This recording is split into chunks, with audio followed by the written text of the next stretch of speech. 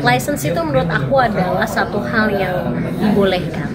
Karena kita tadi sudah panjang lebar ya, Pak ada pasal 81 yang menyatakan bahwa boleh mengkolek sendiri, karena itu adalah hal-hal yang kita sebetulnya memang dihimbau untuk melalui LMK, tetapi sekarang kenyataannya kita nggak usah pakai pasal-pasal dulu lah. Kalau saya melihat hati nurani harus dilihat bahwa sekarang ini kondisi penulis lagu memang mendapatkan royalti untuk performing live itu sedikit sekali.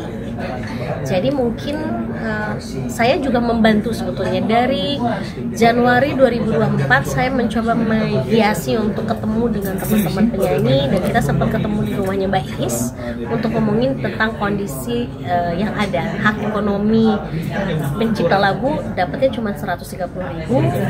Gimana ya cara solusinya? Itu pertama kali saya ungkapkan ke teman-teman, karena saya kan penyanyi juga, jadi saya bisa ngerasain bahwa gini, kalau habis nyanyi kan saya case selesai, tapi ternyata penulis lagu ini harus nunggu sampai setengah tahun sampai setahun untuk mendapatkan haknya. Jadi saya bilang ke teman-teman, gimana cara ya kita bantu si pencipta lagu ini. Tapi kemudian saya sodorkan juga ke pertemuan kedua, ini kita berhasil nih bikin sistem namanya DDL, Direct License, yang kayak Shopee nantinya Bukalapak gitu. Jadi saya termasuk salah satu yang ada di aksi yang getol untuk berkomunikasi dengan para penyanyi, karena kan itu teman-teman aku semua. Tapi kalau ujungnya akhirnya seperti ini, sebetulnya memang akhirnya jadi yang terangkat kan jadi undang-undangnya.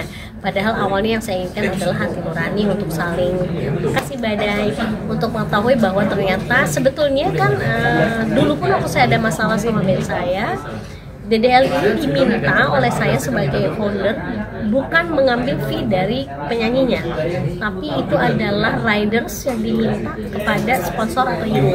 Misalnya nih Mbak Rika nyanyi harganya 10 juta gitu.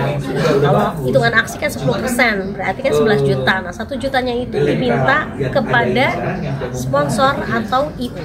Jadi IO meminta ke sponsor untuk mendapatkan fee 1 jutanya untuk para pencipta lagu. Jadi sebetulnya saya agak bingung keberatannya di mana ya. Kalau misalnya saya sempat waktu ngobrol sama IO, Anda ini misalnya si penyelenggara ini menginginkan lagunya Mas Dhani pas saat saya nyanyi. Ternyata Mas Dhani sudah mengatakan bahwa lagu saya adalah direct license.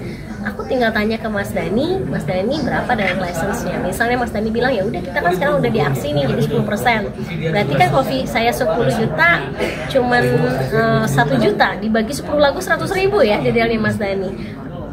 Aku tinggal mintain itu ke Iwo, dan waktu itu saya tanya ke Iwo, keberatan nggak sih kalian kalau mengajukan direct license ini menjadi riders? Mereka bilang enggak, karena biasanya sponsor, biasanya penyelenggara yang punya acara itu kalau udah pengen lagu itu dia nggak akan pernah menolak. Sama dengan saat misalnya kalau pengen penyanyi ini, nah penyanyi ini misalnya ridersnya mesti ada kucing, mesti ada mainan, mesti ada di kamarnya harus ada itu, biasanya diiyakan.